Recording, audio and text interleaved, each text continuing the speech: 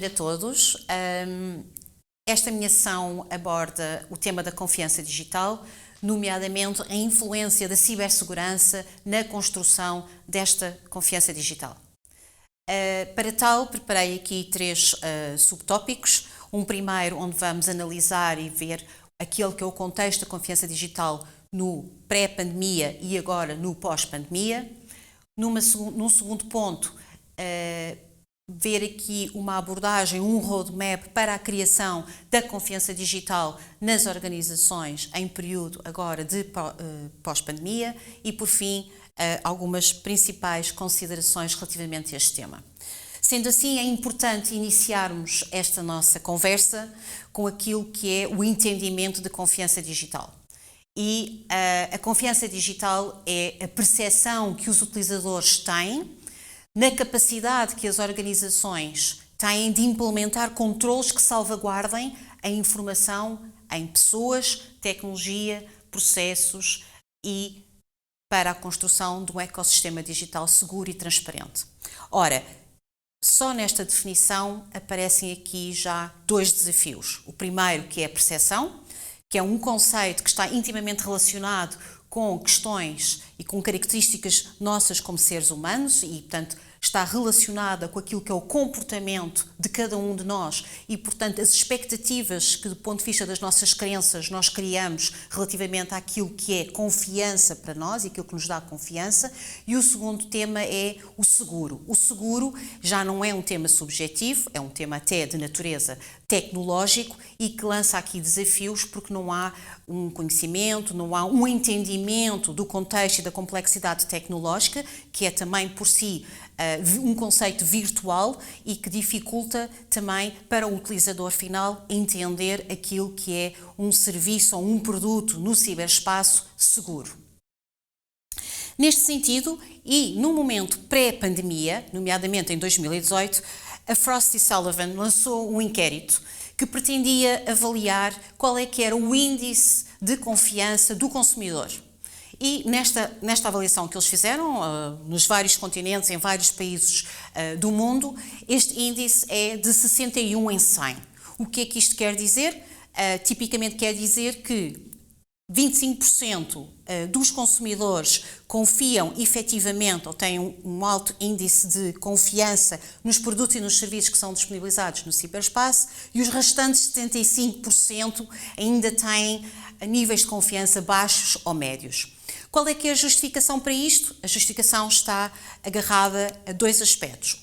Os aspectos culturais, que batem e que casam com aquela questão que falámos há pouco da percepção. Portanto, os aspectos culturais acabam por influenciar a forma como nós acreditamos ser um ambiente de confiança. E o segundo, que é a maturidade e a sensibilização do consumidor, do cliente, para com temáticas como a segurança e as tecnologias de informação.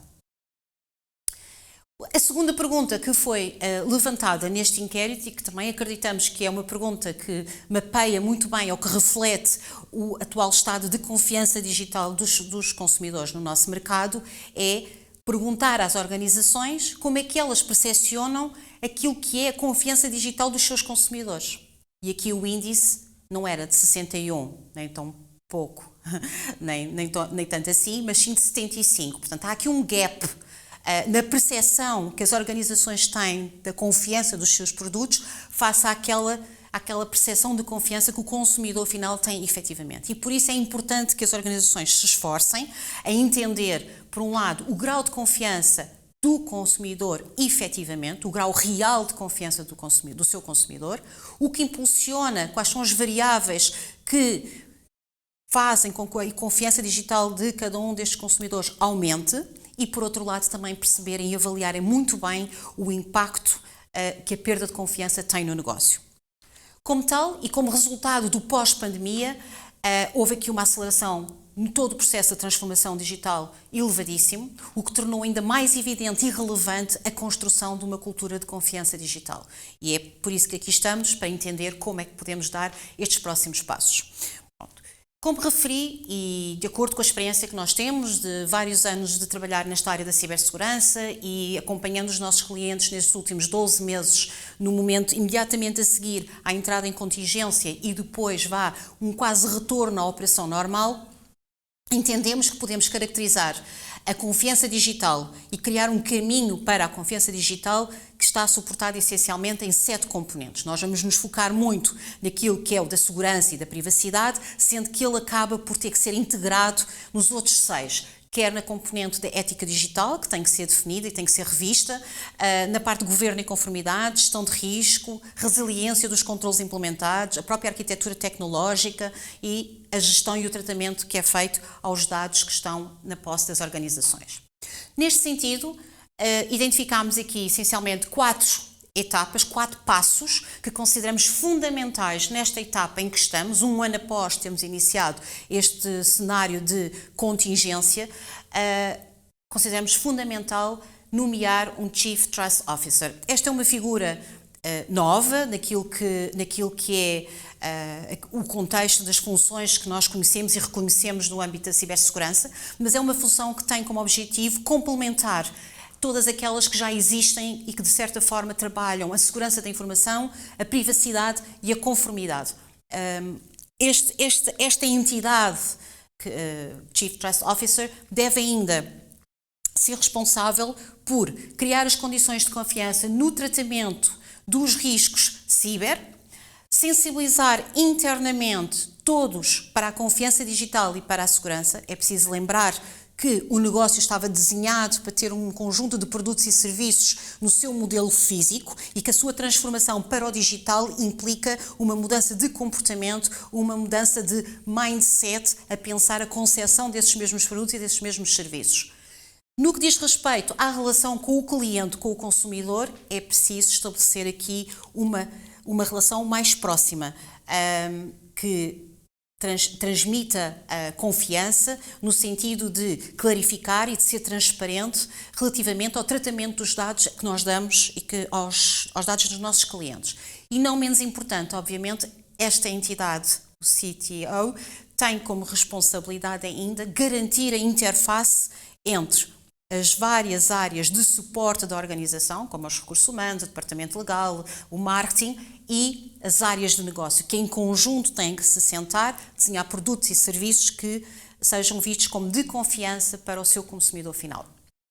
O segundo passo seria o de definir ou de rever os princípios éticos da organização, integrando ou pensando nos princípios éticos de segurança no ciberespaço, ou seja, definir e ajudar a organização a entender qual é que é o seu código de conduta enquanto utilizador do ciberespaço, o que é que está certo fazer, o que é que está errado. E para isso é preciso refletir sobre esses princípios éticos, tendo em consideração que os aspectos fundamentais são, por um lado, a privacidade do indivíduo, os privilégios de acesso à informação, e ainda terem atenção que o mundo não é perfeito e há sempre quem tenha segundas intenções e tenha intenções de criar dano e de trazer dano àquela que é a nossa informação, maliciosamente ou até inadvertidamente. Eu aqui dou alguns exemplos daquilo que poderiam ser diretrizes num código de ética. Por exemplo, ser honesto e de confiança. Honrar e dar crédito à propriedade intelectual e às patentes, respeitar a privacidade do outro.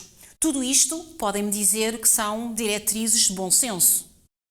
A questão é que quem está na internet, quem navega na internet e utiliza serviços e aplicações sabe que muitas vezes há aqui aspectos que nos ultrapassam. Esquecemos de fazer referência a uma imagem que tem propriedade intelectual, esquecemos de fazer referência a uma patente, esquecemos de inibir determinada informação que são dados pessoais para os quais não temos autorização para tratar aquele tipo de informação. Portanto, efetivamente, isto implica um shift, uma alteração do mindset e de um comportamento que tem que ser persistentemente incutido em todos os setores da organização.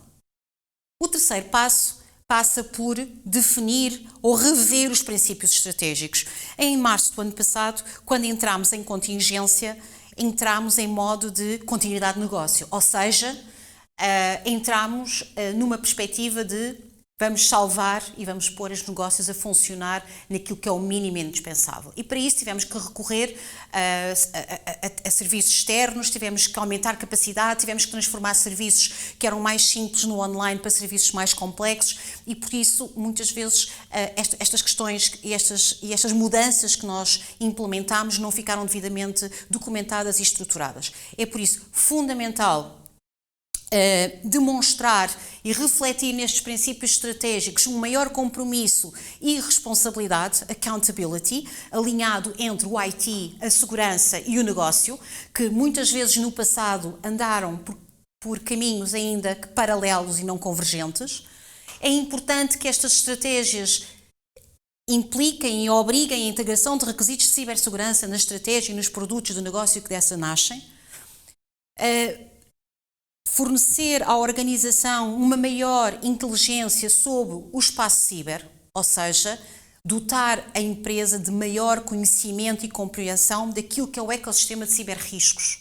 Okay? É importante perceber o nosso ecossistema de ciberriscos e como é que os nossos produtos e os nossos serviços podem ser comprometidos e, consequentemente, os nossos consumidores.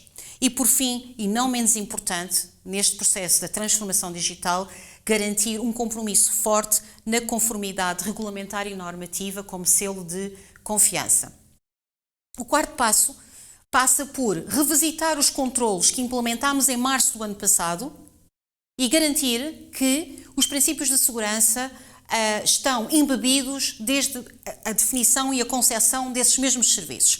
Então, para isso, para aqueles serviços que foram colocados em plataformas online, em websites online, disponibilizados, que tal procurar, talvez, certificar esses serviços? Estes serviços, quando são certificados, são auditados por entidades externas, isentas à organização que presta o serviço e, portanto, é um selo de confiança. Estamos aqui a falar de uma certificação ISO 27001 para a gestão da segurança da informação, como podíamos estar a falar de uma certificação PCI DSS para sites e plataformas que tenham meios de pagamento disponíveis. A cloud foi um grande aliado da transformação digital, nomeadamente em março do ano passado, porque houve muitos serviços que migraram para a cloud, houve muitos serviços que estavam na cloud que foram reforçados em termos de capacidade de processamento, de memória, etc. Mas agora é preciso dar um passo atrás e rever se as estratégias que foram então implementadas são as estratégias que nós queremos ver implementadas para o futuro e para o crescimento do online. O terceiro ponto, que foi talvez aquele que em primeiro lugar foi o mais evidente, que foi o teletrabalho, fez com que as organizações tivessem que criar mecanismos de acesso a partir do exterior à sua organização. E, portanto, aqui estamos a falar da segurança de perímetro e da segurança de endpoint. Portanto, garantir que temos mecanismos de monitorização, ou seja, por exemplo, que o nosso SOC está a monitorizar esta infraestrutura de perímetro e estes utilizadores e estes diferentes stakeholders que passaram a interagir connosco, e não estamos só a falar de colaboradores internos, estamos também a falar de clientes.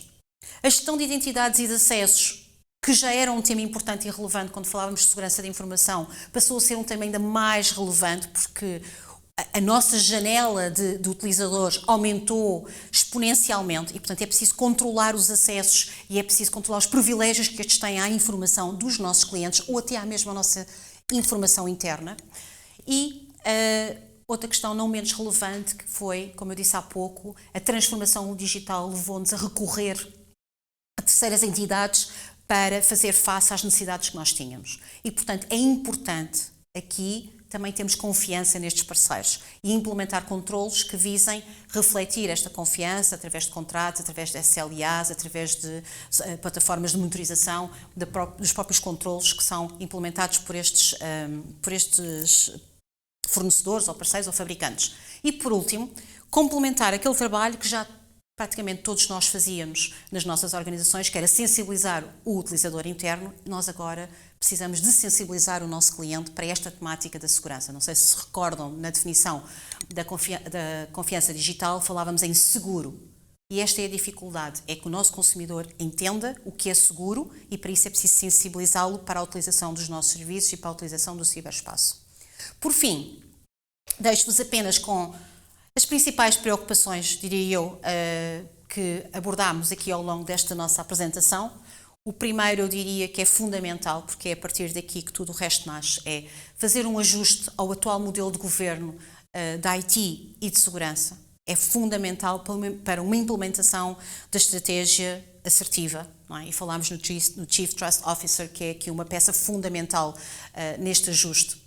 E referir que a confiança digital não é apenas a tomada de boas decisões do ponto de vista de segurança e privacidade, mas também uma comunicação ativa dessas decisões com os nossos clientes e com os nossos consumidores. Para quê?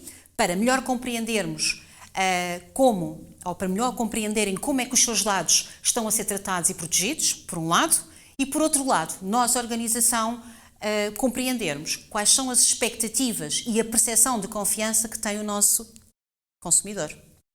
Por fim, deixo-vos apenas com esta constatação. Portanto, o objetivo estratégico da construção de uma confiança digital é um fator diferenciador e fundamental para o sucesso na excelência dos novos negócios que crescem no ciberespaço. Muito obrigada.